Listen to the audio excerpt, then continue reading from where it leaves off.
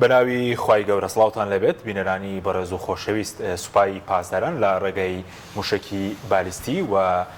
درۆنی بۆمب ڕێژکراو هێرشی کردە سەر بارگای کۆمەڵێک لە حیزبەکانی ڕۆژهەڵاتی کوردستان لە هەرێمی کوردستان لە ناوچەی سلێمانی لە گوندی زەرگوێز هێرشکراوەتە سەر بارگای کۆمەڵی زەحمەتکێشانی کوردستان و کۆمەڵی زەحمەتکێشانی شۆڕژگێران هەروەها ڕێکخراوی کۆمەڵی ڕێکخراوی کۆمەنیستی و لە کۆیە هێرشکراوەتە سەر حیزبی دموکراتی کوردستانی ئێران کە 5 کەس گیانیان لەدەستداوە لە پردێژ لە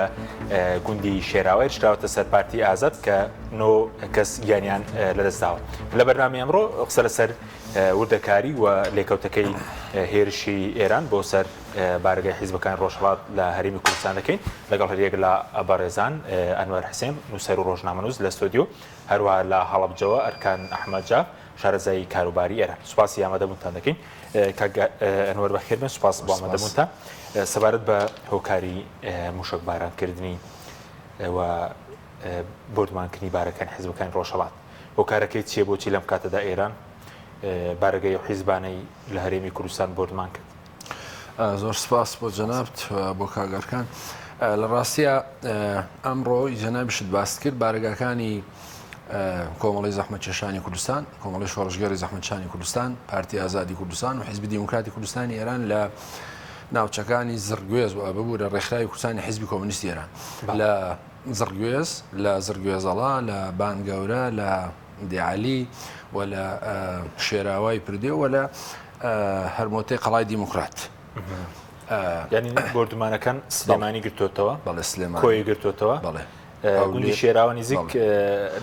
سەر بە ناحیەی پردێ؟ بەڵێ. وەکو بەرپرسی سوپای حامزەی سەر بە کۆماری ئیسلامی ئێران ڕایگەیاندووە کە ئەوان 35 بنکەی ئەم هێزانەیان بە 76 موشکی دوورمەودا و ئەفرۆکەی بێفرۆکەوان کردوتە ئاماج. لە ڕاستیە هۆکارە ئەسلەکانەوەیە کە ئەمانە ئۆپۆزیسیۆنی کۆماری ئیسلامی ئێرانن و بە هەڕەشۆمە ترسیان نەزانێت لەسەر خۆیان. بەڵام هۆکارەکانی ئەوەیە کە وەکو کۆماری ئیسلامی ئێران خۆیانەڵێ یەکیانەوەیە کە ئەمانە تیرۆریستن بە قەولی ئەوان کەەوە بۆ چوونێکی دروست نییە بە بۆ چوونی من ئەمانە هێزی شۆڕژگێری ڕۆژهەڵاتی کوردستانن بنکە و بارەگاکانیان لێرەیەوە ئەمانە لە سەردەمی باسی شابوون ئەمانە تازە نین. دووهەم ئەوان ئەڵێن کە ئەمان دەستیان هەبووە لە خۆپیشاندانەکانی چەند ڕۆژی ڕابردوو بەهۆی مەرگی ژینا ئەمینیەوە کە هەم ڕۆژهەڵاتی کوردستان و هەموو ناوچەکانی ئێرانی گرتوێتەوە. خاڵێکی ترکەوان بۆ ئیزافاکەنەوەیە کە ئەمانە پەیوەندیان لەگەڵ وڵاتانی نەیاری ئێمە هەیە کە زۆرتر ئاماژە بۆ ئیسرائیلەکەن کە ئەوەش تەسەورەکەم بیانوویەکی دروست نییە کە ئیسرائیلەوە تا لە تەلەبیب و لە ماوەی ڕابردوودا چەندین جار هێرشی کردوتە سەر بنکە و دامەزراوەکانی کۆماری ئیسلامی ئێران چ لە ئێران چ لە سووریا چ لە لوبنان چ لە بەرزایەکانی جۆلان ئەبێ لەم ڕێگایە وەڵام بدرێتەوە. بەڵام قسەکەوەیە کە ئەم ململانیانەی نێوان ئۆپۆزیسیۆن و کۆماری ئیسلامی ئێران واردە. بەڵام گرفتەکەەوە یەکیانەوەی کۆماری ئیسلامی ئێران پابەندی ئەو ڕێکەوتنەیان ئەو بۆچوونانە نەبووە کە خۆیان پێشتر ئاماژەیان بۆ کردو کە ئێمە گوایە ڕێکەوتنمان هەیە لەگەڵ هێزەکانی ئۆپۆزیسیۆنی ئێرانی بە ئاگاداری حکوومەتی هەرێم کە ئەوان نابێ هێرشی چەکداری بکەنە سەر سنوورەکانی کۆماری ئیسلامی ئێران. گەروایە خۆیان هێرشی چەکداریان نەکردو بۆچی پەلامار دراون. لە هەمان کاتیشا پێم وایە ئەوی کە باسم کرد فاکتەری ئەساسی لەم بابەتە گواستنەوەی ئەو فۆکەسەیەکە لەسەر خۆنیشاندانەکانی ئێرانە کە لە دوای هاتنە سەرکاری کۆماری ئیسلامی ئێران و شۆڕشی خەڵکی ئێران لە 1350 یا لە 1970 هەرگیز خۆپیشاندانی ئەوە بربرین لە کۆماری ئیسلامی ئێران سەری هەڵ نەداوە کە هەم کوردستان بەگشتی بگرێتەوە و هەموو ناوچەکانی ئێران و بلوچستان و مەسەلەن کرماشان و ناوچە بلوچستانەکان ناوچەکانی تورکنشین و ئازەری و ناوچەکانی فارزنشین و ناوچەکانی عەرەب ئەمانە دەرەنجامی ئەوەیە کە خەڵک داوای ئازادیەکە و داوای بەدەستێنانی مافەکانیەکە و داوای لانی کەم مافە سەرەتایەکانیەکە بۆی کە بەشێکی بۆی کە ئەم فۆکەسی کە لەسەر خۆپیشاندانەکانە و کۆماری ئیسلامی ئێران نیگەرانی زۆری هێلی فۆکەسەکە بگوێزێتەوە بۆ شوێنێکی تر و بیانوویەکیش بدا بەدەستەوە کە گوایە ئەو پەلامار و هێرشانە لەلایەن ئەم هێزانەوە ئەنجام درراوە. ئەم هێزانە ڕاستە هێزی ڕۆژهەڵاتی کوردستانن و مثلەن لە ڕووی تاریخیەوە ئەمانە خاوەنی ئەم شۆڕشن لە ڕۆژهەڵاتی کوردستان و ئەوە بارودۆخ و زروفی سیاسیە یا ڕێگانەدانی کۆماری ئیسلامی ئێرانە بۆی کەوان بەیەکەوە کار بکەن یا بچنەوە ڕۆژهەڵاتی کوردستان وان داوای مافەکانی خەڵکی کوردستانەکەن. بۆیە بە نظری منەوەیە کە ئەم ململانیانە بەردەوامە بێ و بەردەوام بەڵێ پەیامپوری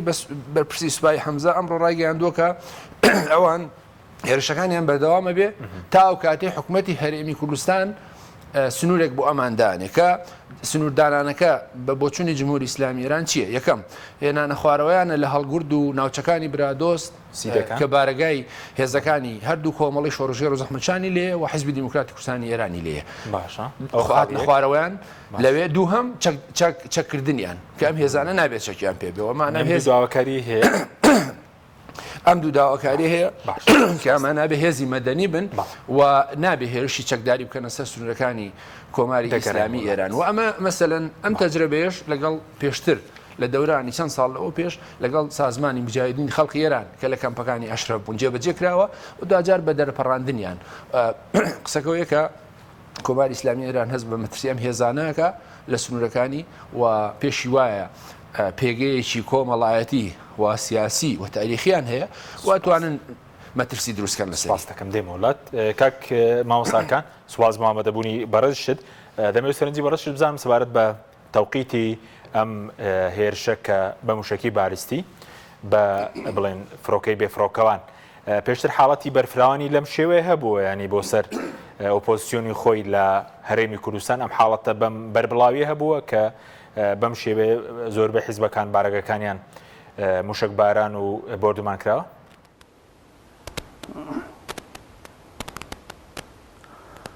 بە ناوی خۆی گەورە سڵاو بۆ بەڕێستان و بۆ میوانە بەڕێزەکە و بۆ بینەرانی بەڕێزیر. طبعا ئەگەر ململانیەکانی هێزە ئۆپۆزیسیۆ کوردیەکان لەگەڵ دەوڵەتی ئێران بگەڕێنەوە بۆ مێژوەکەی هەر لە سەرەتای سەرهەڵدانی انقلابی ئیسلامیەوە و دامەزراندنی کۆماری ئیسلامی ئێران ئەم ململانیانە لە دانوستانی سەرەتاییەوە گەشتە ئاستی پێکدادان و لە سەرەتای هەشتاکانە پێکدادانێکی تەواو لە نێو شارە کوردیەکانی ئێران لە نێوان دەوڵەتی مرکزی ئێران و هێزە کوردیەکانە بەگشتی هەبوو وەکارگەشتە ئەوەی کە ئیتر دوای جەنگی ئێران عێراق و تەشەنەسەندنی پێکدادانەکان بەشێکی زۆری هێزە کوردیەکان و هەتا بەشێکی زۆر لە هێزەکانی ناوخودی ئێرانیش کە لە دەسەڵات تابوون تەنانەت کەسایەتی وەکو بەنی سەدر وەکو مەسعودی ڕەجەوی ئەوە ئێرانیان جێهێشت و دەسەڵات بە تەواوی کەوتە دەست هێزی جمهوری ئیسلامی کە ئێستا بە ڕێبەرایەتی خومینی و ئێستا ئەم دەوڵەتە نوێنەرایەتی و هێزانەکە و هەر لەو کاتانەوە هێزەکانی کۆماری ئیسلامی ئێران و بەگشتی لە جەنگی ئێران و عێراقا هەمیشە ئەم هێزانەی بەوە تاوانبارە کرد کە هاوکاری نەیاری ئێران کە ئەو کات حکوومەتی بەعسی عێراق بوو کە هاوکاری حکوومەتی عێراقەکەن و دەستیان هەیە لەو هێرشانەی کە حکوومەتی عێراقی کا بۆ ناوچەکانی ئێران و هەر لەو کاتەوە بە هێزی دژە ئینقیلاب و تیرۆریست بەوانە ناوزەری کردن و لە ناو خەڵکە هەڵمەتێکی فراوانی دژە فکری کە بە کەسانی چەپ ناوزەدیەکردن و بە دژە میهەنی دژە ئێرانی ناوزەدیکردن و لەسەر و هەمووشیانەوە دژە شۆڕشی ئیسلامی ناوزەدیکردن و ئەمانە هاتنە باشووری کوردستان و لە باشووری کوردستانە بەشێک لە ناوچەکان هێزیاندانا و بارەگایاندانا لوتکەی پێکدادانەکانی ئەم هێزانە تا لە ساڵی لە مانگی ئابی 1996دا بوو کە هێزێکی کۆماری ئیسلامی ئێران لە پێنجوێنەوە هاتە سەرای سوبحان ئاغا و دواتر ڕۆیشتە کۆیە و ئەوە لە مانگی ئابە بەردومانی کۆیەی کرد و ئەمە ئیتر لوتکەی پێکدادانەکان بوو کە ئێران ئەو کاتە بە هێزی زەمینی هات و خۆی بڕیاریدا بوو کە و کێشانەی لەگەڵ هێزە کوردیەکان و بە تایبەتی حیزبی دیموکرات هەیەتی یەکلایی بکاتەوە بۆیە لە ئابی 1996دا پەیماننامەیەک بەسراوە لە نێوان هێزە کوردیەکان و بتەوان بە نوێنەرایەتی یەکێتی لەگەڵ کۆماری ئیسلامی ئێران کە ئەم هێزانە هیچ مەترسیەک بۆ کۆماری ئیسلامی ئێران دروست ناکەن و ئەمەش هەر بەهانەیەک بوو کە دواتر بینیمان بوو بە بەهانەیەک بۆ هێزی نەیاری یەکێتی کە دەبابە و لە سیوێکی ئابا دەبابە حکوومەتی بەعز بهێنێتە کوردستان ئەگە لە 96ەوە هەتاوەکو ئەم دواییانە هێزە ئۆپۆزیسیۆنەکانی ئێران تا ڕادەیەکی زۆر متبوونیان پێوە دیار بوو لە کوردستانە تەنها کاری سیاسی و ڕێکخراوەییان نەکرد و پەیوەندیەکی کەمیشیان هەبوو لەگەڵ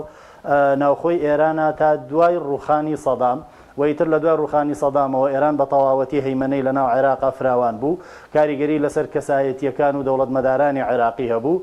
کاری گەیاندە ئەوەی کە بڕیارێکی پەرلەمانی دەرچێت بۆ دەرکردنی نەیارانی ئێران لە عێراقا و لەسەر و هەمویانەوە داخستنی کەمپی ئەشرەف و هەناردەکردنی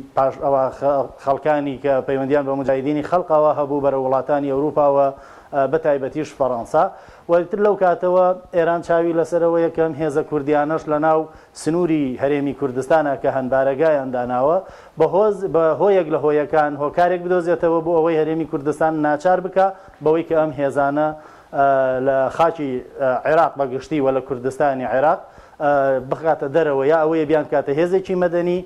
خەڵعی سیلاحیان کاچەکیان پێدا بنێ یا ئەوەیە پابەندیان کا بۆ بڕیارانەی کە کۆماری ئیسلامی ئێران خۆی ئەیەوێت. بەڵێ بەس سەبارەت بە هێرشیەم جارە تەوقیتەکەی پەیوەندی بە چیەوە بوو و ئامانجەکانی خۆشیان پێکاوە ئەوان؟ تەوقیتەکەی میوانی بەڕێز هەندێک لە هۆکارەکانی باس کرد. تەوقیتەکەی زیاتر هەناردەکردنی ئەم کێشانەی ناوخۆی ئێرانە بۆ دەرەوە و چاوەکان ئەوەی کە لە ناوخۆی ئێرانە بۆ دەرەوەی ئێران ئاڕاستەی بکە و نیشاندان بە ناوخۆی ئێران کە ئەم کێشانە هاوردەکراون واتە لە ناوخۆی ئێرانە کێشە هیچ نییە بەڵام ئەم کێشانە لەلایەن نارانی ئێرانەوە دەهێنرێتە ناو ئێران لەبەرەوە هۆکارێکە بێ بۆ ئەوەی کە یەکەم کێشەکان لە ناوخۆی ئێران دوور بخاتەوە دووهەمیش بەهانەیەک بدا بە دەسەڵاتدارانی ئێرانی بە هەر جۆرە سەرکوتکاریەک و بە تایبەتیش ئەوەی کە ئەم ئێوارەیە شورای نیگەهبان بڕیاری ڕاگەیەنراوێکی بڵاو کردوێتەوە کە داواکە بە تەواوی تواناوە ڕوبەڕووی ئەو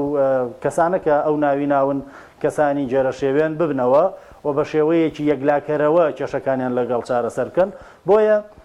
سەرباری ئەو هۆکارانەی کە میوانی بەڕێز باسی کرد هۆکارگەلەکانی دیکە وەکو سەپاندنی هێز و هەژمونی ئێران بەسەر وڵاتانی دراوسێەوە نیشاندانی ئەوەی کە لەم ڕۆژانەیە یادی ڕیفراندۆم کراوەتەوە لە کوردستان و هەندێک لە بەرپرسانی حکومی قسەیان کردو و باسی لە ڕیفراندۆم و هەیمەنەی کوردستان و کێشەکانی ناوخۆی کوردستان ئەوە یعنی بیسەلمێنێت کە ئێوە لە یادی ڕیفراندۆمان بەڵام ئێمە هەر دەقەیە بمانەوێ بە موشەکەکانمان لە سنوورەکانەوە هەر شوێنێکمان بێوێ بۆمبارانیەکەی. بەڵێ سوپاس دەکەم دێمە وڵات مامۆستا کەک ئەنوەر سەبارەت بۆی کە هیچ پێشتر ئاگادارکردنەوەی کە بوو بێ بۆ حکوومەت هێرێم دەسەڵاتداران یاخود حیزبە کوردیەکان حیزبە کوردیەکانی ڕۆژهەڵات هێرشیان بکرێتە سەر یعنی ئەم هێرشان ئایا باگاداری عێراق و هەرێم دەکرێن یاخود بێ ئاگاداریەوانە؟ لە ڕاستیا پێم وانە بۆ تەوقیتی هێرشەکە هیچ ئاگاداریەکی نەدا بێ بە حکوومەت هێرێمی کوردستان نە بە حکوومەتی عێراق بەڵام ئەوان وەکوتم دوێنێ تا پێرێش حکوومەتی هەرێم یا پارتی دیموکراتی کوردستانیان ئاگادار کردو کە هێزەکانی حیزبی دیموکراتی کوردستانی ئێران و کۆمەڵی شۆڕژگێڕ و کۆمەڵی زەحمەتشان کە بارگەکانیان لە هەڵگورد و سیدەکانە بێن نەخوارەوە بکشێنەوە بە فەرمیەوە کراوە. بەڵێ بە فەرمی ئەویان پێوتراوە و دوایەوەی کە ناوەندی کاری حیزبەکانی ڕۆژهەڵاتی کوردستان کە وسێ حیزبێتیایە کۆبوونەوەیان کردووە پێرەشە و نەگەیشتونەتە ئاکامێک و بڕیاریان نەداوە کە بارگەکانیان لەوێ چۆڵ بکەن و پارتی دیموکراتی کوردستان لەم بارەیەوە نیگەرانی خۆی دەربڕیوە و کۆماری ئیسلامی ئێران بە ڕسمی ئەم داوای کردووە ئەوە خاڵێکی دووهەمەوەیە کە هەی بۆ یەکێتی نیشتیمانی بەخاڵمیژدێنەوە سەر هیچ ئاگادارێکە بوو یعنی یاخود ئەو نیگەرانێت تەنها بەوەیە کە لە سنووری پارتی لە سنوورەکانی ئێران خۆی پەیوەندی بە سنوورەکانەوە هەیە ئەوە بەنسبەت ئەو هێزە چەکداری کە لەوێن کۆماری ئیسلامی ئێران پێوە هێزە چەکدارەکانیان لەو ناوچانن و لە سنووری ئەون و نیگەرانی دروست کردو لەو بارەوە لە سنووری یەکێتی لەسەر ناوچە سنووریەکان نین هێزەکانی ڕۆژهەڵاتی کوردستانەوەی کە هێزی پێشمەرگیان لێ بە عەلەنی خەباتی چەکداری بکە و وەکو کۆماری ئیسلامی ئێران پێی وایە لێەوە دزاکەنە ناوەوە ئەمە بە مەترسیێزانە خاڵی دووەمەوەیە کە بەڕاستی حکوومەتی هێرێمی کوردستان پێم وایە دەرەقەتی ئەم کێشانە نایە و ڕاستە ئەمڕۆ هەردوو بەڕێز باڵ تاڵەبانی و بەڕێز مەسعود بەرزانی ئیدانەی ئەم هێرشانانیان کردووە و پێیان وایە ئەمە هێرش و پەلاماردانە لەسەر هەرێمی کوردستان وەکو وڵاتی یەکگرتووەکانی ئەمریکا و بەریتانیا و یونانیش ئەویان کردووە بەڵام بە نەزەری منەوەی جەنابە دروستە حکوومەتی عێراقی یەکەم بەرپرسە لە ئەمنیەتی ئاسمانی عێراق بە کوردستانیشەوە و پێم وایە حکوومەتی عێراقی ئەگەر ئاگاداریش نەبێ کەم پێم وایە زۆر جار ئاگادارە چاوپۆشیەکە و نەرمیە نوێنێ و هەندێک لە بەرپرسانی حکوومەتی عێراقی پێشیان خۆشە لەبەرەوەی هەژمونی ئێران لە عێراق زۆرە بە تایبەتی لەلایەن شیعەکانەوە و پێیان وایە ئەمانە ئۆپۆزیسیۆن خۆ وەکوتم مجاهدینی خەڵک لەلایەن شیعەکانەوە دەرپەڕێنران و کوشتاریان لێکراوە ناچارکران بچنە کەمپی ئەشرەفی سێ لە ئەلبانیا. ئەوە خاڵێکی تر ڕەنگە بیانوویەک بێ بەدەست کۆماری ئیسلامی ئێرانەوە کە زائیفی حکوومەتی عێراقی نیشانەدا کۆماری ئیسلامی ئێران ڕەنگە حجە نامەنتیقەکەیەوە بێ بڵێ بۆچی هەموو ڕۆژێ درۆنی تورکی دێتە سەر بە لە پێنجێن و شارباژێر و هەولێر و سۆران بارەگەکانی پارتی کرێکارانی کوردستان لە چەمچەماڵ لە گەرمیانەدا بۆچی بۆ من جایز نەبێ کە لە کاتێکا حکوومەتی عێراقی سیادە و سەربەرێکی نەماوە بێدەنگە لەم بابەتەوە پێم وایە حکوومەتی عێراقی ئەو هەڵوێستانەی بکردایە بە جددی و بەڕەسمی بارەگەکانی میت و تورکیای لە لاوچەکانی بادینان دەرکردایە پێم وایە ڕەنگە کۆماری ئیسلامی ئێرانیش نەیتوانێت ئەمام بکە لەبەرەوەی کە عێراق خۆی گیرۆدەیە بەدەست قەیرانی ئیتنیکی و مەزهەبی و سیاسیەوە تۆ دیقەت بە لە دوای هەڵبژاردنەکانەوە تووشی چی گرفتێک بووە ئەم هێزە سیاسیانە ڕاستی نەخەڵک ئینتیمایان بۆ ماوە لە عێراقەوە و ناتوانن مەسەن چارەسەری کێشە ناوخۆیەکانیان بکەن و چ جایەوەی کە ڕوبەڕووی دوو دەوڵەتی جلهێزی منتەقەکە ببنەوە و دوجار ئەم دوو وڵاتە هەم ئەنقەرە و هەم تاران ململانیانە لە نفوزیان لە هەرێمی کوردستان و لە عێراق لە بەغاش و بەشێک لەم هێژمون نفوزە بەوا بینن بە تێکشکاندنی ئۆپۆزیسیۆنەکانی خۆیان ئەوە بۆیە پێم وایە حکوومەتی عێراقی زۆر جار بە بۆچوونی خۆم پێم وایە ئاگاداری ئەمەیە وە چاوپۆشی لەیەکا و بێدەزۆکو هێستیان ئێستا ئێران تەنە بڵێن هێرشی ئاسمانی بەکارێناوە وەکو هێز وجودی هەیە لە خاکێرم جیاوازی چیە لەگەڵاوانەی تورکیا و بۆ نمونە ئێران هێرشەکانیان لە ڕاستیا دەستگا ئەمنیەکانی هەرێم ئەڵێن کە کۆماری ئیسلامیێرە هیچ بنکەیەکی سەربازی نییە لێرە ئەوە بەڵام بارگاکانی تورکیا و دروستەکە لە ناوچەکانی بادینان هەن وەکو حکوومەتی ئەسلێمانیش نین ئێستا چێ هیچ دەستگایەکی سەربازی وڵاتان لە سلێمانی نییە بەڵام ئەوەی کە دەستگایەکی هەواڵگریەکانیان لە ناو سەفارەت و قونسوڵخانەکانیان هەبن ئەمە واردە و لە زۆربەی دنیاش ئەمە واردە بەڵام بەم بێ پرەنسیپی ئەم وڵاتانە نا بەم بێ ئەرزشکردنەی هەرێم و عێراق نا کە هیچ ئەرزشێک بۆ سیادە و سەروەری نە هەرێم نە عێراقدانانێن گرفتەکەوەیە کە بەداخەوە کە ئەبێ حکوومەتی هەرێمی کوردستان لەم بارەیەوە جددیتر بێ لەم بابەتە بە چەند دەلیل دەتوانێت چی بکە بۆ نمونە ئەوڕۆ هەر حیزبەکان حکوومەت باسی سەرکۆنە دەکەن ئیدانەکردن و سەرکۆنە چیتر دەکرێت بۆ نمونە لە ڕاستیە ینی ئەم ئیدانەکردن شتە بۆ بە کارێکی بەردەوام کە نەیتوانیەوە بەر بەم پەلامار و هێرش و مەترسیانە بگرێت بۆ هەرێمی کوردستان ینی یەکێکەوەیە کە حکوومەتی هەرێمی کوردستان خۆی کێشە و قەیرانی زۆرە لەبەرەوە پێویستی بە یەکگرتووی هەیە و دوجار مەسەن ئەگەر ئەم حکوومەتی هەرێمی کوردستان پێویستە لەگەڵ ئەم هێزە سیاسیانە گفتوگۆ بکە مەسەن ئایا توانێت دانووسانێکیان بۆ ڕێکخاوی کە لە 2020 دانووسانی نێوان ناوەندی کاری هێزەکانی ڕۆژهەڵاتی کوردستان هەردوو کۆمەڵ و حیزبی دیموکرات ئەو کاتە هەردوو دیموکرات بوون لە نەرویز لەگەڵ کۆماری ئیسلامی ئێران دانووسانیان کردووە و ئەمە ئەبوو مەسەن حکوومەتی هەرێمی کوردستان پشتیوانی بکە پاڵپشتی بکە بۆی بکەنە ڕێکەوتنێک و ئەوەی کە لە فەلەستین بینیومانە ئەوەی کە مەسەلەن لە سەردەمی جۆنگەرەک بینیومانە لە سۆدان و باشووری سۆدان تەنها ئەمە حەلەوە بەم هێرش و پەلامارانەی نە تورکیانە ئێران دیقەت بە لە ساڵی 1984ەوە پارتی کرێکارانی کوردستان خۆی ئەلانی خەباتی چەکداری کردووە تورکیا لە سەردەمی یەڵماز گۆنای و لە سەردەمی مەسعود یەڵماز و تانسۆ چێلەر و چێو ئەمانە ڕۆژ بەڕۆژ توانە پاکە لە ناوبین کەچی پاکە هەرماوە قسەکەەوە یەکەوە وەگە کۆماری ئیسلامی ئێرانی ژەبێ ئەمە بزانێ بە بردومانکردنی بارەگەکانی کۆمەڵ و دیموکرات بە بردومانکردنی بارەگاکانی پەژاک ناتوانم هێزانە لە ناوبەرێ ئەمانە هێزێکن وەکوتم ڕێکڕوشەی کۆمەڵایەتی سیاسیان هەیە و نوێنرایەتی ئەم خەڵکەکەن جاکەم و زۆر ئەوە شتێکی ترە و ئەبێ بە نەتیجە ڕێگاچارەوەیە کە کۆماری ئیسلامی ئێران ملبلا بۆ گفتوگۆ و دانووسان و مافەکانی خەڵکی کوردستان بخاتە سەر ئەجێندا و مێزی گفتوگۆ. سوپاس دەکەم دێم وڵات ماوەسەرکان سەبارەت بە داواکاری بڵین لایەنی ئێرانی لە هەرێم ئەوەی کاگەنۆری ژاماژەی پێکرد بۆ نمونە کشانەوەی هێزانە بێت لە ناوچە سنووریەکان مەسەلەی چەکدانانیان بێت پێدوای ئەم داواکاری فەرمین و پێشتریش ئەم داواکاری هەبوو و ئایا حیزبەکانی ڕۆژهەڵات دەستنە ژێرباری ئەم جۆرە لە داواکاریانە؟ وەکو پێشتر ئاماژەیەکی کورتم بە مێژوویە و ڕێکەوتنانە کرد تەڵان لە 96ەوە ئەو ڕێکەوتنامەیە هەیە کە هێزە کوردیەکانی ئێران هیچ مەترسیەک بۆ دەوڵەتی ئێرانی دروست نەکەن. لەم کۆتاییانەوە کە هەندێک لەو مەترسیانە کە وەکو ئێران ئەڵێت بۆ سنوورەکانی ئێرانی دروست کردووە چەند جارێک تۆپبارانی بارەگاکانی حیزبە کوردیەکانی کردووە و ئێستا گەشتوتە ئەوەی کە داوای ئەوە کاکە ئەو بڕیارانی کە لە پێشتر هەبووەوە ئەو یاسایەی پەرلەمانی عێراق جێبەجێ بکرێ ئەمە ئەمێنێتەوە لەسەر یاریزانێتی یا لێزانێتی کاربەدەستانی حکوومەتی هەرێمی کوردستان. بڕیارەکەی پەرلەمانی عێراق چییە؟ بینم لە باشترین حاڵەت بڕیارەکەی ئەوە بوو کە هێزە نایارەکانی کۆماری ئیسلامی ئێران لە عێراق نەمێنن کە دیارترینیان مجاهدینی خەلق بوو کە لە عێراق و نەمان و کەمپەکەیان داخستن. جا باشترین حاڵەتێک کە وایە بینم ئەگەر بەرپرسانی حکوومەتی هەرێمی کوردستان جارێ ئەمە لێرە گرنگە لە حکوومەتی هەرێمی کوردستان وەکو حکوومەت جیایە وەکو حیزبە بەشداربووەکانی حکوومەت و بە تایبەتی یەکێتی و پارتیش جیایە. سەیری مێژوویەکی یەکێتی و پارتی بکەین لەگەڵ کۆماری ئیسلامی ئێرانە مێژوویەکی زۆر قوڵیان هەیە و تەنانەت لە ئێستاشە هەتا بگەڕێنەوە بۆ جەنگی ئێران و عێراق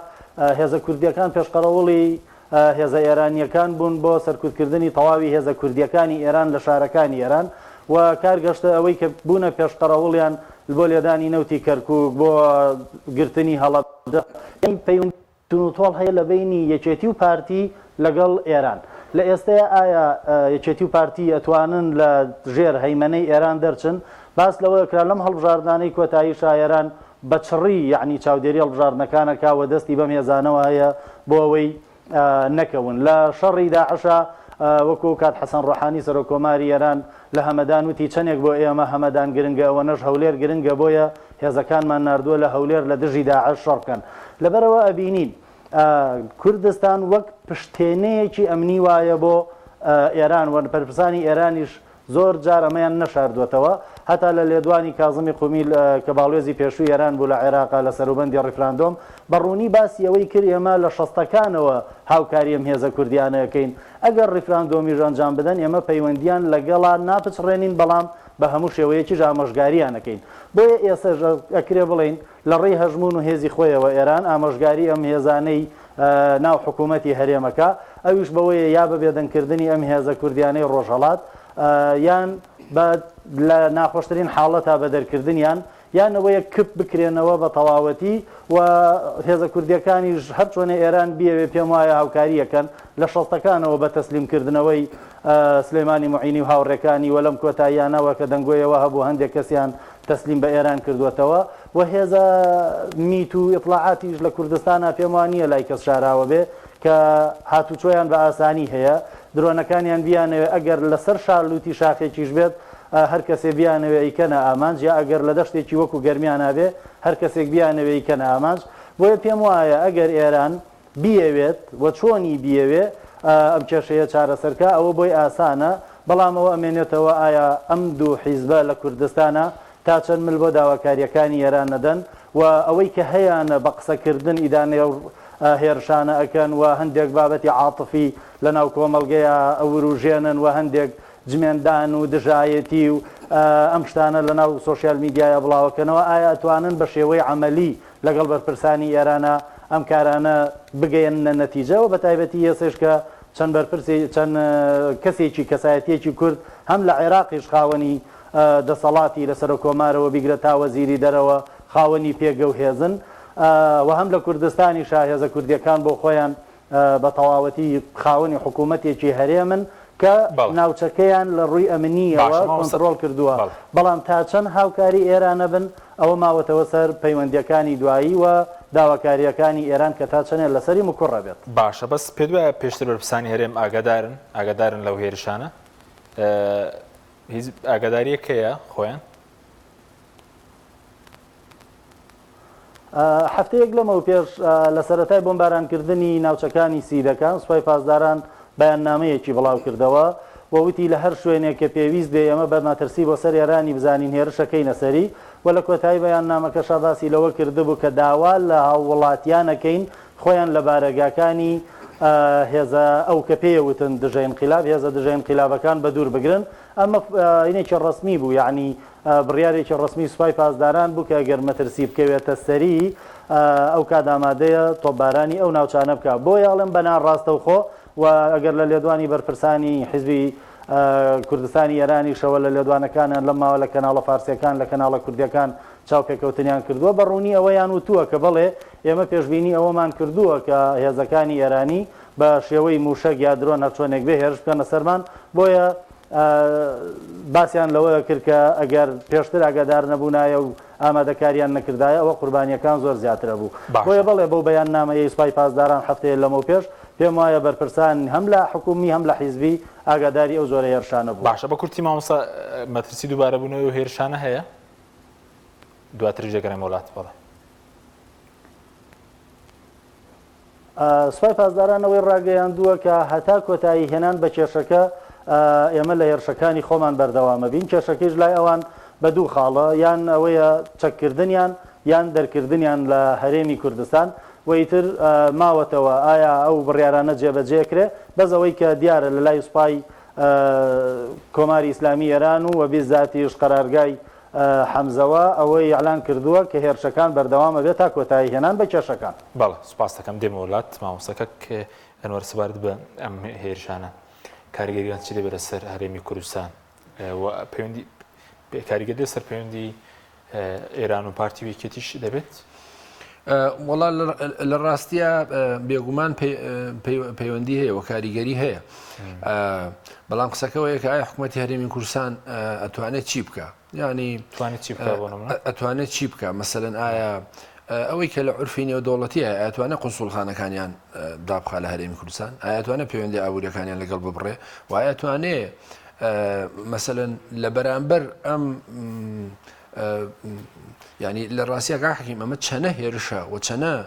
لێدانە لە بارگاکانی هێزەکانی ئۆپۆزیسیۆنی ڕۆژهەڵاتی کوردستان ئەوە نەش لێدانە لە هەیمەنە و پێگەی حکوومەتی هەرێمی کوردستان ئەوە نەش لێدانە لە ئەزمموی هەرێمی کوردستان چۆن ئەمە ئەوە وازەحە کە ئێران و تورکیا هەموو هەوڵێگەدەن بۆ شکست پێێنانی هەرێمی کوردستان و درێغیشیان نەکردووە بەڵام کە ئێستا دیفاکتۆی و ئەمری واقع و وڵاتی یەکگرتوەکانی ئەمریکا و یەکێتی ئەوروپا لێرە حوزوریان هەیە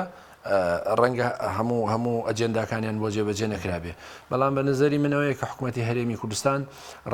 ڕەنگە بۆی قورس بێ لەم بابەتەوە لەبەرەوەی هەم وەکوتم بارودۆخی ناوخۆی خراپەوە سنوورێکی پان و درێژی لەگەڵ تورکیا و ئێرانەیە کە دوو دەوڵەتی دراوسێن و ڕەنگە وەکو خۆیان ئەڵێن مەسەگە سنوورەکان داخەن گرفتی زۆرتر دروست بێ بەڵام لانی کەم بەڕێی منە بێ هەڵواسەکانیان تونتر و جددیتر بێ بەرامبەر ئێران و تورکیا چونکە قسەکە ئەوە نییە کە مەسەلەن ئەگە بارگاکانی هێزەکانی ڕۆژهەڵات لە هەڵگورت بێنە خوارەوە کۆماری ئیسلامی ئێران وازێنێ نا دوجار مەسەلەن بۆچی مەسەلەن چوار موشک نانێ بە ئیسرائیلەوە کە لە سووریا ڕۆژانە بارگاکانی بردومانەکە وەکو خۆیان ئەڵەندەیان جار کردەوەی جۆرا جۆری ئەنجام داوە لە ناو ئێران دوژمنە سەرچێکە ئەوە بەڵام قسەکەوەیە کە وەکوتم حکوومەتی عێراق لەم بارەیەوە بەڕاستی ینی کەم تەرخەمە ئاسمانی پاراستنی ئەسمانی عێراق بەست خودی عێراقەوەیان ئەمریکیەکانەوەی لە ڕاستیە ئێستا بەدەست حکوومەتی عێراقەوە ڕاستە ئەمریکیەکان ئاگاداری هەموو جم و جۆڵێکن ئەمە ئەمریکیەکان لە ڕاستیا و ڕاگەیانەی ئەم ڕۆداویانەبەی جۆرەی باسی هێزەکانی ڕۆژهەڵاتی کوردستان ناکەن بەڵکۆڵەن هێرش کراوەتە سەر شوێنی مەدەنی و سنوورەکانی هەرێمی کوردستان و وڵاتی یەکگرتوەکانی ئەمریکا لەم بارەیەوە جددی نییە و پێشموان نییە مەسەلەن لەسەر هێزەکانی ڕۆژهەڵاتی کوردستان پەیوەندیەکانی لەگەڵ ئێران تێکدا و مەسەلەن پەیامێکی جددی بدا و پشتیوانی لە هێزەکانی ڕۆژهەڵاتی کوردستان بکە لەبەرەوەی مەلەفی کوردی ئێران مەلەفی کوردی ڕۆژهەڵاتی کوردستان لەسەر ئەجێندای مێزی وڵاتی یەکگرتوەکانی ئەمریکا و کۆشکی سپی نییە بۆی گرنگ نیە ئێمە وازەحەکە ئەمریکا دوای بەرژەوەندەکانی خۆیەکەوێ و ڕاستە لەم خۆپیشاندانانە بە زۆرە لە زۆرەکان دەور و نەخشی هەیە دەخالەتی هەیە بەڵام بە نەزەری من دیسان لەمەش ئامانجی نە ڕووخاندنێتی نەکۆتایی پێنانێتی بەڵکو ئەوەندەی کە ئەوێ فشاری بخاتە سەر بۆ ملدانی لە دانووسانەکانی پێنجایدیەک بتوانێ ئەوەی کە خۆی پێی جێبەجێ بکە بۆ کۆتایی هێنان بە پرۆژەی ئەتۆمی ئێران و مەسەلەن ئەوێ لەو هاوپەیمانەتی لەگەڵ مۆسکۆ لەم شەڕانەی ئۆکرانیا و لە منتەقەکە دووری بخاتەوە و دەست هەڵگرێت لە هەژمونی خۆی لە عێراق یا لە سووریا یا لە یەمەن یا لە شوێنی تر بەڕاستی ئەمریکا بەنظری من هێشتا هەڵوێستێکی جددی نیە ئەو بەیان نامانە ئیکتیفا نییە و لە کاتێکە کە لێرە حزوری گرنگی هەیە وڵاتێک تۆکانی ئەمریکا واتوانە دەخالەتی جددی بکە واتوانێت ناوچێت دژەفرین دروستکە بۆ ئەم کارن هەم بۆ تورکیا هەم بۆ ئێران کە سنوورەکانی هەرێمی کوردستان نەبەزێنن بەڵام ئێمە هیچ هەڵوێستێکی جددی نابینین و ئەگەڕێ بە دوای ئەوەی ئەم کارتانە بەکاربێنێ بۆ دانووسان بۆ بەرژەوەندەکانی خۆی بۆ فشار خستن سەر کۆماری ئیسلامی ئێران بەڵام لە ڕاستیە ینی پرسیاری جددی ئەوەیە کە وەکوتم مەسەن خۆ مجاهدینی خەڵق لە عێراق دەرکرا لە بەغا دەرکرا لە کەمپی ئەشرەف دەرکرا بەڵام مجاهدینی خەڵق ناوە و ئەوە هێشتا هێزێکی سەرەکیە لە وەکو پۆزیسیۆنی ئێرانی بۆ قسەکەی بەم شەڕ و کوشتار و ئەوانە کۆتایی نایە و لەوەش گرنگترەوەیە کە ئەم ڕووداوانەی ئەم ڕوویداوە مەسەلەن ئەتف و سۆز و خۆشەویستی خەڵکی ڕۆژهەڵاتی کوردستان بۆ هێزەکانیان دیسان زیاد دەکا و ئەوش لەبیر نەچێت لە باشووری کوردستانیش خەڵک ئەتف و سۆزی زۆرتر بۆ لەگەڵ ئەم هێزانە پێیان وایە کارێکی مۆراڵی و ئەخلاقیە کە پشتیوانی لە براکوردەکانیان بکەن لە ڕۆژهەڵاتی کوردستان بە نظری من ئەمانە هەمووی جێگای بەحسەکە تاکە ڕێگا و تاکە حەل ئەوەیە کە ئەبێ ئێران بە جددی بێتە پای دانووسان و جێبەجێکردنی داخوازیەکانی خەڵک و ئەوەی کە ئێمە ئەیبینین مەسەن ئەگەر قسەکەوەیە کە کۆماری ئیسلامی ئێران پێوام هێزانە لە سنوورەکانی هەرێمەوە هەڕەشەن و دەستیان هەیە لە خۆ نیشاندانەکان ئەی عەرەبەکانی ئەهواز ئەی بلوچەکانی بلوچستان ئەی تورکەکان و ئازەریەکانی ورمێ ئەمانە لەکوێ دزایەکەن نەخێر واقعەکەی کە لە ناو تاران لە ناو ڕێگەڕووشەی ئەم دەوڵەتە کێشە و گرفتی زۆر هەیە پێویستی بە چارەسەرکردن سپاس دەکەم ناوبڕێکمان هەیە دێمەوەلاتان لە بەڵە بینەرانی پڕێس ناوبڕێک و دەینەوەلاتان لەگەڵمان بمێنەوە تۆپ ئارت تاکە بریکاری تۆڕی میدیایی کۆمەڵ بۆ بەرهەمهێنان و بڵاوکردنەوەی ڕێکلام لەگەڵ پاکێجەکانی بۆ هەمومان لە کۆڕک هەموو پێداویستیەکانت لە یەک پاکێجدا بەردەستن کاتژمێری زیاتر و گەگەبایتی زۆرتر پاکێجەکانی بۆ هەمومان لە کۆڕک هەفتانە و مانگانان و پڕ لە گەگەبایتی ئینترنێت و کاتژمێری پەیوەندیکردن بۆ سەرجەم تۆڕەکان پاکێجەکان بۆ هەموو هێلەکانی پریپەید بەردەستن بۆ بەشداربوون پەیوەندی بکە بە ئەستێرە 238 پەنجەرە بۆ هەمومان هەیە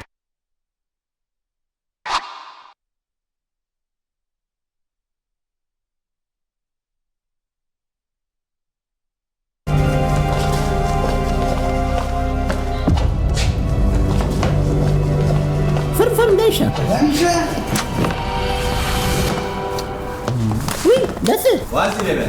ئەوە پارەکە ڕاستەکە پارەکە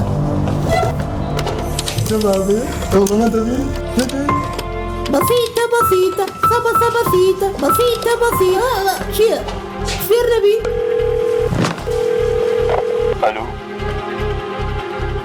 ئەلو برنجی محمودە باجیۆ بگرن ئەکتەری سەرەکی ڕێکلامەکانی ئێوە لای ئێمەیە جا ئەگەر هەفتە زۆر جا ئەگەر پارەیەکی زۆرمان نێنێ ئیتر ڕێکلام و مێکلامی برنجی محمودیش فونیش جار ئێستا جواب مەوێت برنجی محمود ڕێکلامی ناوێ چۆن؟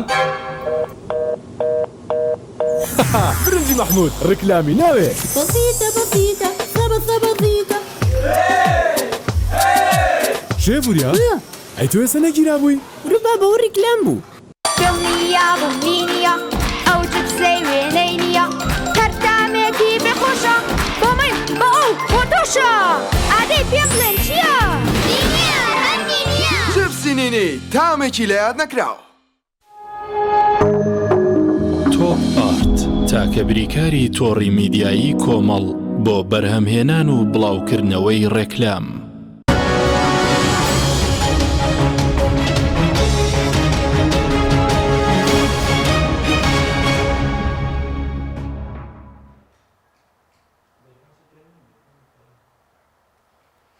جارێکتر سەڵاوتان لەبێت بەڕێزان مامۆستەرکان سەبارەت بە سیاسەتی ئێران با سیاسەتی ئێران کرد ئێستا بڵێن لە هەرێم چۆنە و بۆ عێراق چۆنە و باسیەوت کرد ئێران دەیەوێت فراوانخوازی زیاتر هەژمونی زیاتری هەبێ هەموو ێرشانەی پەیوەستن بەو سیاسەتە یاخود سیاسەتێکی نوێ هەیە ئێستا پەیڕێ بکات؟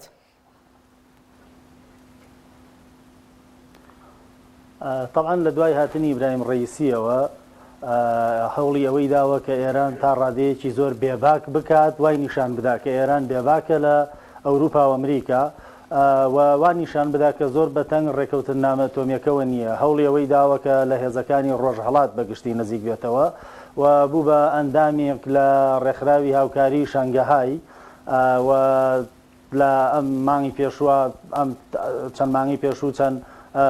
چۆنەڵی چالاکیەکی کردوە دیارترینیان کۆبوونەوەی بوو لەگەڵ پۆتین و ئەردۆغانە و کۆبوونەوەی لە سەمەرقەند و دواتر گەشتنی بە نەتەوە یەکگرتوەکان و وتاردانی لەوێ و باس لە هێزی هەیمەنەی ئێران و هەتا لە ناو نەتەوە یەکگرتوەکان تاوانبارکردنی ئەمریکا بەوەی کە پشتبەستوو بە لێدوانێکی ترامپ تاوانبارکردنی ئەمریکا بەوەی کە خۆی بەدیهێنەری داعشە و بەرزکردنەوەی ڕسمی قاسمی سولەیمانی وەکو کەسایەتیەکی بەهێز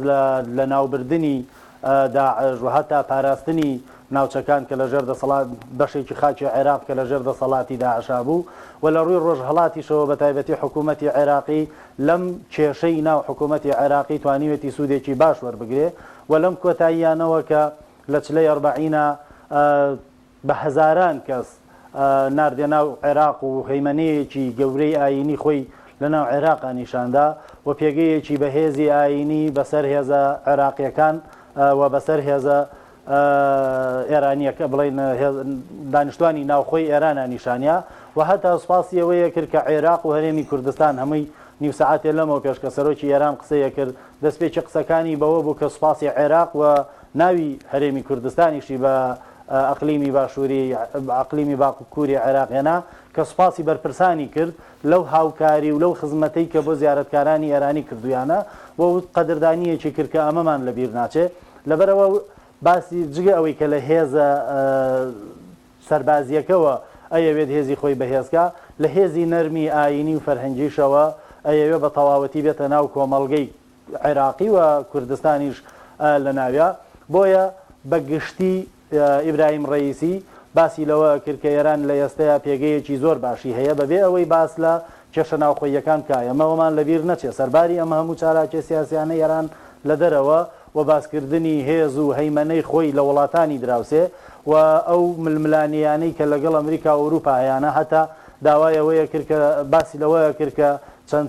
چەند سەرۆکی وڵاتێک داوای ئەوەی کردووە کە پەیوەندی ڕاستە و خۆیان لەگەڵ ئێران هەبێ و زۆر تامەزرۆی ئەوەن کە و پەیوەندیانیان لەگەڵ ئێران بێ ببێ ئەوەی باسکردن لە ناو کێشەی ناوخۆی ئێران کە لە ڕاستیا ئێستا لە ناوخۆی ئێرانە چەند کێشەیەک هەیە کە داویەتی لە ڕەگ و ڕیشەی کێشە سیاسیەکەی ئێران و بە تایبەتی کێشەی دیاریکردنی ڕەحبەر بۆ دوای خامنەیی و ئێستا لەم کێشانەی کە لە دەرەوە و ناوخۆ هەیە لە ئێرانە ڕەحبەر بێدەنگە و کەمیش دەرناکەوێت تەوەجوهە سیاسیەکانی زۆر کەمە تەوەجوهە دینیەکانی زۆر کەمە ئەوەی لە ئێرانە قسەیەکە ئێستاچە تەنها سوپای پاسداران و کەسایەتیە سەربازیەکانن لەم چەند سەعاتەی پێشووە شورای نیگەهبان چۆنەڵی ڕاگەیەندراوێکی بڵاو کردوێتەوە بۆیە سەرباری هەموو ئەم کێشانە ئێران وای نیشانەیە کە لە دەرەوە هێزێکی زۆر بەهێزە و لە ناوخۆیشە حتا ئەو تۆپبارانەی ئەمڕۆ من ئەمڕۆ متابعی تەلەڤیزیۆنەکانی ئێرانم کرد زۆر بەکەمی لە تەلەڤیزیۆنەکانەوە باسکراتەنانەت هەر بە ژێرنووس ئاماژەی پێکرا ڤیدۆم ڕاستیەکەی نەبینی لە تەلەڤیزیۆنی ئێرانەوە بەس لە دەستگاکانی سۆشیال میدیا وەکو خەبەرگوزاریەکانی مهر و تەسنیم و ئەوانە لەم کۆتاییە چەند ڤیدۆیەکیان بڵاو کردەوە لەبەرەوە وای نیشانە کە ناوخۆی ئێران سەرباری هەموو ئەو کێشانە ناوخۆیەکی ئارامە و سەرباری هەموو ئەو کێشە دەرێکیانە وای نیشانەیە کە ئێران وەکو میێوارە ڕئیسیەی وت لە سەمەرقەندەوە خۆی گەیاندوتە نیویۆرک و لە نەتەوە یەکگرتوەکان و تاریاوە هەیمەنەیەکی باڵای دەرەوەی هەیە و ئارامیەکی ناوخۆی ئێرانیشی هەیە بۆیە ئێران ئەگەر لە قسەی بەرپرسەکانیەوە سەیریەکەی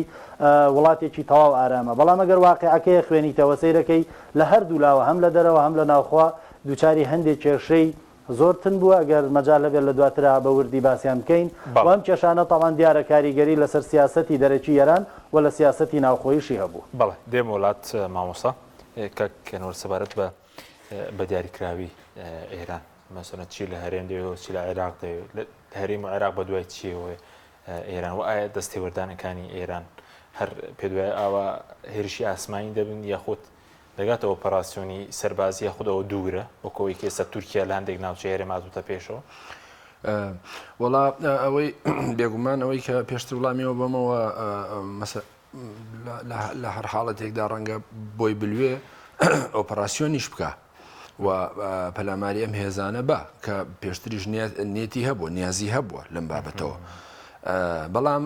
جیاوازی نێوان ئەنقەرە و تاران لەم بابەتەوە یەکە وڵاتی یەکگرتووەکانی ئەمریکا و یەکێتی ئەوروپا زۆرتر چاوپۆشی لە تورکیاکەن بەرامبەر بە پەلاماردانی پارتی کرێکەرانی کوردستان وە زۆرتر فۆکەسیان هەیە و زۆرتر بە دوای بەهانەوە بەرامبەر کۆماری ئیسلامی ئێران ئەوە سەبارەت بۆ وازەحە و هەرچی بۆی بکرێ بەرامبەر ئەم هێزانە درێغی ناکە و ئەیکا وە تا ئەوەندەی کە ڕەنگە لە داهاتوو بیر لە فشاری زۆرتریش بکاتەوە لە سەهەرێمی کوردستان و ئەو بە دوای ئەوەیە کە ئەو پرۆسەیە و ئەو سیناریۆی بەرامبەر سازمانی مجاهدینی خەڵق کردوێتی و لێرەش ئەمە دووبارە بێتەوە بەشێک زۆر لە مەمە سەرکی کە ئۆپۆزیسیۆنی ئێرانی لە هەرێم نامێنێت حیزبەکانی ڕۆژهەڵات بێگومان ئامانجی سەرەکی ئەمەیە و ئەمە کە پێم وایە دابەشبوونی حیزبەکان زیاتر لە سنووری یەکێتی نیشتیمانی یاخود پارتیە دابەشبوونی حیزبەکانی ڕۆژهەڵات ئەم هێزانە کای حەجی مەسەلەن هەردوو حیزبی دیموکراتی کوردستان دوایەوەی کە لە مانگە ڕابردوویەکیان گرتەوە بارگا سەرەکیەکانیان و دەفتەری سیاسیان و ئۆرگانە ڕئیسیەکانیان لە قەڵایە لە هەرمۆتەیە لە کۆیە و هەر سێک کۆمەڵە هەم سازمانی کوردستان حیزبی کۆمەنیستی ئێران لە دووری 10 کیلۆمەتری سلێمانی لە زەرگوێزەڵێ و هەم کۆمەڵەی زەحمەتکێشانی کوردستان لە بانە گەورەیە و هەم کۆمەڵەی شۆڕژگەری زەحمەتکێشان لە زەرگوێزەڵەیە کە هەرسێکیان لە 10 کیلۆمەتری سێ ئەوەی کە ئەو دوو هێز هەن کە لە ژێر نفوزی پارتی دیموکراتی کوردستانان یەکیان پارتی ئازادی کوردستانە پاکە و ئەوی تریشان سازمانی خەباتی کوردستانی ئێرانە کە ژێر دەسەڵاتی پارتی دیموکراتی کوردستان بێگومان هێزە سەرەکیەکان لە سنوور و جوگرافیای یەکێتی نیشتیمانی کوردستانن و لە دەورانی بەعس و لە دەورانی ڕابردووشە لێرە بوون سەبارەت بەوەی کە کۆماری ئیسلامی ئێران چیەوێ لە هەرێم و عێراق سەبارەت بە عێراق سەبارەت بە عێراق بڵێم کۆماری ئیسلامی ئێران لەگەڵ دەستپێکردنی هاتنە سەرکاری کۆماری ئیسلامی ئێران بەردەوام کێشەمەلملانەی لەگەڵ عێراق هەبووەوە هەمیشە خۆی بە مەغدورە زانی کاتی خۆی لەگەڵ هاتنە سەرکاری خومینی ئەوان ئەو داوای گواستنەوەی یان هەناردەکردنی شۆڕشی ئیسلامیە کرد بۆ دەرەوە بەڵام دوجار کە ئەمایان بۆ نەکرابی لەوە کردەوە کە ئەوان ئەتوان هەناردەی شیعە بکەن و فعلەن هەژمونی هیلالی شیعی لەلایەن کۆماری ئیسلامی ئێرانەوە دەستکەوتێکی گەورە بوو بۆی کە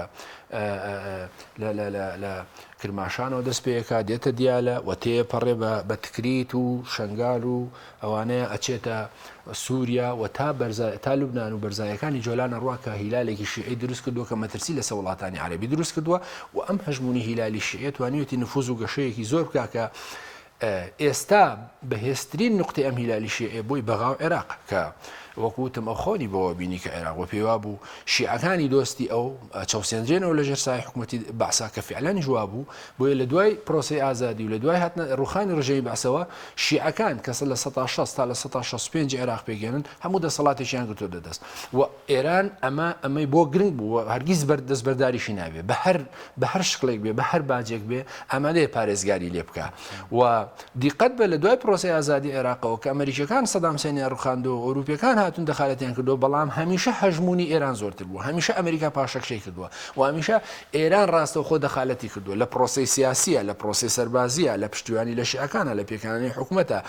لە دانانی وەزیرێک تا سەرۆک کۆمار و سەرۆکی پەرلەمان و سەرۆک وەزیران هەموو ئەمانە دەخالەتی کردووە و پێی وایە ئەم هەژمونە و پێی وایە مەسەلەن خۆشیان نیانشادۆتەوەکەوان 5 پایتەختیان بەدەستەوەی کە گرنگترینیان عێراق ئێستا و نەشیان شادۆتەوە کە لە دوای قوم نەجەف و کەربەلا بۆ ئەوان پیرۆستترین شوێنە لە بەرەوەی کەەوە شوێنی پیرۆزی شیعەکانە بۆیە لە بواری مەسهەبیەوە لە بواری دینیەوە توانیویانە قومێکی تر و تارانێکی تر لە بەغا دروستکەن و فعلەن سەرکەوتوو بوون لە بواری سیاسیەوە هەژمون و هەیمەنی تەواوی عێراقیان گرتووەتە دەست و هەوڵیشیان داوە مثلەن هێزە سیاسیە کوردیەکانیش تەبا بکەن لەگەڵ شیعەکان گەمە دروستە لە هەموو بوارێکەوە هەوڵیان داوە تەواو پەیوەندیەکانیان ڕێک بخەن جابە ئەوە تاواوکەم لەبارەی ئابووریەوە عێراق سەرچاوەیەکی داهاتی گەورەیە بۆ کۆماری ئیسلامی ئێران تۆ دیقەت بە ئێران لە ماوەی چەند ساڵی ڕابردوودا بەهۆی گەمارەکانیەوە کە لەلایەن غەربەوە خراوەتە سەری بەشێکی زۆری داهاتی عێراقە بە و ئەمە پاڵپشتێکی گەورەیە بۆ باربووکردنی اقتصادی خۆی و بەشێکی زۆری ئەو دراوە قورسانی لە عێراق دێتە بازارەکانەوە کۆماری ئیسلامی ئێران بەڵێ ئەتوانێت ئابوووریەکی خۆی پێ بەهێزکە و هەندێک لە سەرچاوەکان لە ڕابردووە باسییانە کە مالیکی لەم بارەوە زۆر لەبەرەوە سەبارەت بە هەرێمیش دروستە چ لە بواری ئەمنیەوە وەکو دکتۆری ژووتی مەسەلەن بۆی گرنگە کە ئەم حەوشەیە پشتەوەی و ئەم سنوورەپان و پۆڕی پارێزراو بێ و هەرێمی کوردستان بە بەرپرسیارە زانێلەوەی کە ئەم ئۆپۆزیسیۆنەی کە لێرێ نەیەڵێ مەترسی دروستکەن ئەو ئێستا بۆش ناوەستێک ئەم هێزە ئۆپۆزیسیۆنانە لێرەن و نەیارنی بەڵکو جاروبار وەکو ئەمڕۆ بەرپرسی قەرارگای هەمزاڵێ ئێمە بۆمان دەرکەوتووە کە ئەوان نەیارەکانی ئێمە و سەیهۆنیەکان هاتوونە ناوە لەبەرەوە ئەوێ بیانوویەکی نامەشروع بدا بەدەستەوە کە بتوانێت مەسەن هەژ لە بواری ئابووریەوە ڕاستە پەیوەندی ئابوووریەکانی تورکیا و هەرێمی کوردستان ئەگاتە 10 ملیار تا 9 میلیارد دلار ساڵانە بۆ هەرێمی کوردستان ڕەنگە 4 میلیارد 5 میلیارد بێ بەڵام ئەمە بۆ ئێران زۆر گرنگە بە دەستبەرداری نابێ. سپاس دەکەم مامۆستاکان کاتمە زۆر کەمەوە بەس ویستی باسیکیش ناوخۆیەکانی ئێران دەرەوەکەی کاریگە لە سیاسەتی دەرەوە یاخود دوایی بڵێن ئەوستەمەی کە لەو کچە کوردەکرا ژینە ئەمینی دوای گیان لەزدانی دوایەم بردومانانش ئێستا خۆپیشاندانەکان سەرکوت کراون کەمبوونەتەوە بە کورتی بێ سوپاس دەکەین. تامان کێشە ناوخۆیەکانی ئێران لەم خۆپیشاندانانە ڕەنگی یاوەتەوە دەوڵەتی ئێرانی هەوڵی یابە لە ڕێی چەند بڵین چەند ڕێکارێکەوە کۆتاییان پێبهێنێ کە دواتر بەشێکی زۆریان وەکو زەرەر شکانەوە لە ناوخۆی ئێرانیاوە بە تایبەتی قەتعی ئەنتەرنێت کە ئەنتەرنێتی قەتع کردووە ئەنتەرنێت بە خۆتەزانی لە وڵاتی ئێران کە بەشێک لە کاری دام و دەستگاکان سیستەماتیکە بەشێکی زۆر کێشە دروست بووە بۆ دام و دەستگاکانی ئێرانی هەر ئەم ێوارە یەکێک لە هاوڵاتیانی ئێرانی قسەیەوەیە کرد ئەو من چوومەتە دوکانێک بۆ ئەوەی دەرمانێک وەرگرم سەیدەلێیەک بۆی دەرمانێک وەرگرم لەبەرەوەی قەتعی ئەنتەرنێت بووە نەم من سەعاتێک چاوەڕێم کردووە تاوەکو توانیمە ئەو دەرمانی کە پێویستە بۆ مناڵە نەخۆشەکەم وەریگرم لەبەرەوە قەتعی ئەنتەرنێتی کردووە کێشەیەکی دیکەی لە ناو دام و دەستگاکانی ئێرانە دروست کردووە و هەوڵی یاوە بە شێوازی ئەمنی ڕوبەڕووی خۆپیشاندەران بێتەوە سەیرەکەی شێوازی ئەمنی هەر توندوتیژیەکی ئەمنی ڕووبدا فۆکۆسی جیهانی لەسرە ئەوەنەی کە کێشەکان فراوانترەکە و هەندێک چۆنەڵی کاری ئەوەی کردووە کە ئەم بڵێن کەسانی نەیاری ئێرانی ئەوانەی کە تا ڕادەیەک ڕەخنە لە ئێران ئەگرن پراوێزیان بخە کە ئەمانەی وردە وردە لە ناو خەڵکا زیاتر خۆشەویستە بن ئاخرین هەوڵی ئەوەیەدا کە دام و دەستگاکانی بەگشتی بەڵێ